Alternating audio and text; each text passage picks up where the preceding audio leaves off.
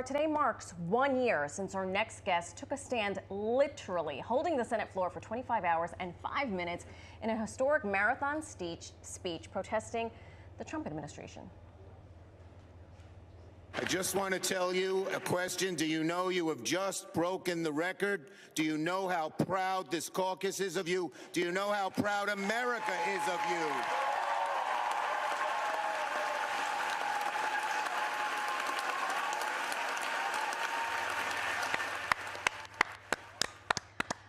I still get weepy, and I know how this ends. I've seen that episode. Yes. It's a great one. I go back and watch it. That's right. It was a powerful reminder of what one voice driven by purpose and virtue can actually do. Now he is bringing that same passion, that same purpose to the page with his new book, Stand. Please stand as you are able, and welcome U.S. Senator from New Jersey, Cory Booker. Thank you very much. Hello. I'm going to give you a hug. Oh, thank you. As a fellow newlywed. As a fellow newlywed, that's I'll give you a little hug, too. I don't want to leave you out. Appreciate that. I appreciate that. He does have good hair. I know. Has he's great. Hair. He has great hair. I saw the senator in the elevator. He's like, well, you must be on camera. You got good hair. And I said, well, it's all about the hairspray. And you said... Yes, but you do everything. You came down and greeted me on the street in New York. That's a big deal. Well, it was an opportunity to meet somebody that I admire. I'm grateful. I'm grateful. Anyway. So we just showed the clip of your record-breaking speech, and we thought we would give you some water. Just in case. Anniversary, but I couldn't drink water while I was there, because then I would have to go to the bathroom. How does one prep for this? Because you didn't just wake up that morning and say, you know what, Chuck? No. I'm going to do this. Yeah.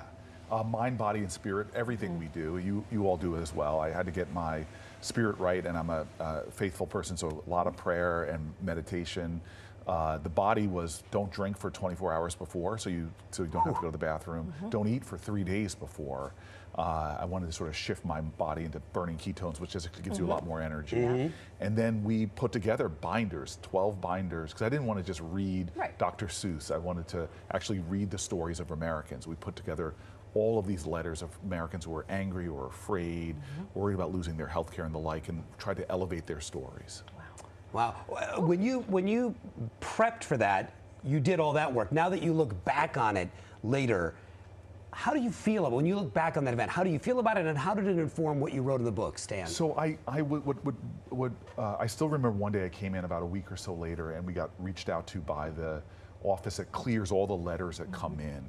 And they took a videotape because they had never seen anything like it. Tens of thousands of people who not just wrote letters, but sent things or stories.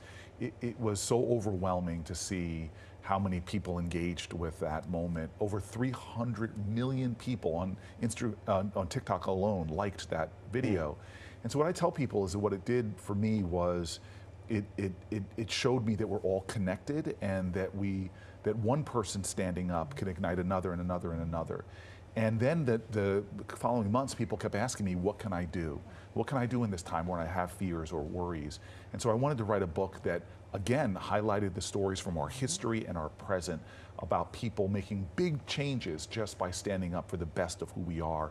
It's a book that I hope will be inspiration and instruction for people in difficult times. You talk about, first of all, tremendous title, Stand, for so many reasons, and you talk about courage and conviction, and there are so many people, I mean, we try to talk to them every day in the tri-state area who want to do something and they don't have the courage, or they're not sure what they should stand for. Yes. So how do you address that? Well, first of all, I want to say thank you, because you all are a show that brings positivity.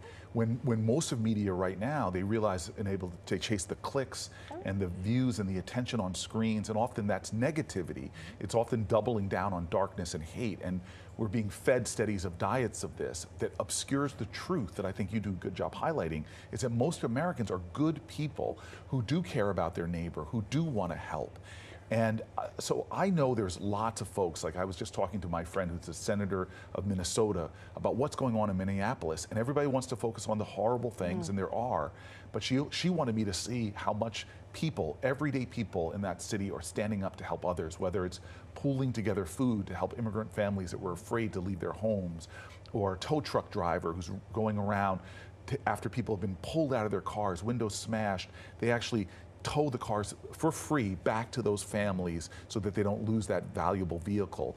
There are millions of acts of kindness going on. And in the very opening of the book, my chapter on agency, I show how one person's actions, 1 hour a week of volunteer work, was able to change lives, even from generations unborn. Unbeknownst to him, I called them up later and I said, did you realize what you did changed this much of America?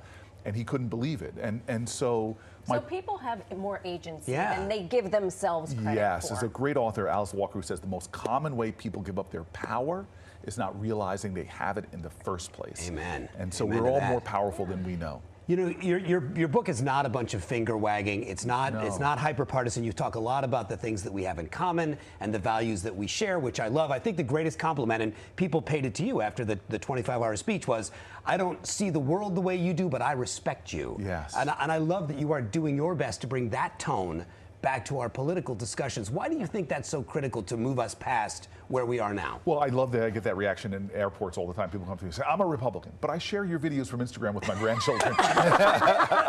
And I think it just speaks to the truth. The lines that divide us are nowhere near as strong as the ties that bind us. And what real leadership does, remember Martin Luther King, who's my hero, I feel like a shadow of his light. The reality is he didn't stand up there in the March on Washington and unfurl a list of grievances against Bull Connor and George Wallace. Instead, he called us to a larger moral imagination that reminded us that we belong to each other. And so in this moment where the biggest threat to America, the biggest national security threat we have, is not an external actor. It is actually our sort of impossibility of us coming together, the divisions. We need to be a nation that puts more indivisible into this one nation under God. And I think great leaders pull us together to help not move us left or right, but move us forward as a community. And I think we need a lot more of that right now. I think that people who double down on how bad the other side is, they don't realize that there's a lot of people there with the same fears as your family, the same hopes for their families, and actually they could actually be pulled over if we just didn't try to shame them or blame them, but actually inspire them to work together. Speaking of families, your family has grown. Yes. Last year, congratulations. Thank you very much. You as well. I know we We're got like married 30 days apart. Yeah, not Wow. even Not even apart. a week apart. I didn't look as fly as this couple right here. You look lovely, but wow, that picture is good. Yes. Can you share what you told me? Because I said, is married life any different? And you said something that I thought was really kind. It's like that original Wizard of Oz. It starts off in black and white, and then suddenly it's Technicolor. And I feel like I thought I had a great life, but I was really playing in a low stakes table, and now the riches I feel every day. And it's not the big stuff.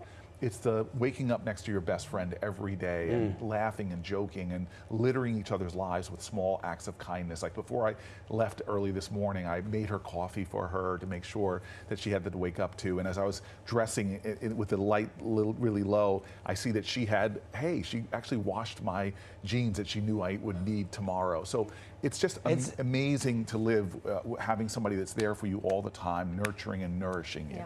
And you do the same for her, because by the way, when the senator walked in, he saw the bagels that we had in the green room, and he said, "Oh, my wife loves bagels. I've got to take some of those home." So you were thinking of her in the same way. Yeah, but you know what's amazing for me is like, it is going from a selfish existence as a guy, where I'm always thinking about myself, to now I realize how much bigger my life is when I'm thinking about somebody all the time. And when you pour into her emotional bank account and she pours into yours, it's actually 1 and 1 doesn't make 2, it makes 3, 4, 5. Right. Yeah.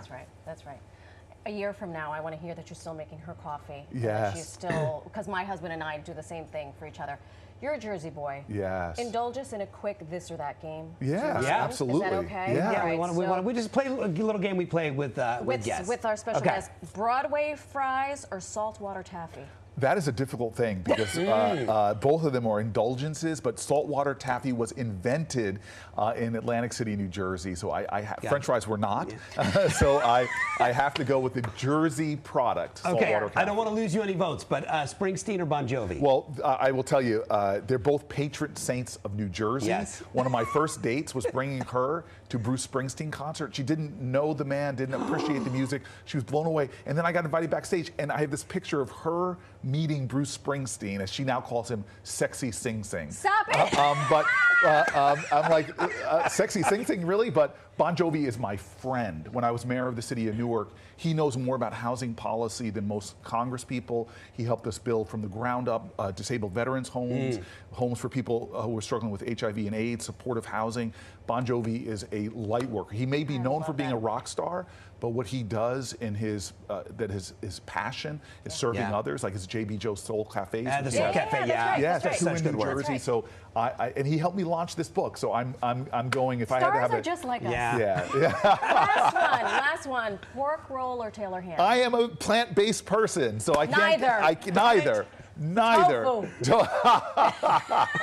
and my wife learned how to make tofu for me. She learned some secrets of it. This. Yes, because she is an omnivore who would choose. I told her in that debate, you've got to choose the Taylor ham. Okay. Yes. Fair. Yeah. Yes. Fair. Well, nobody's perfect.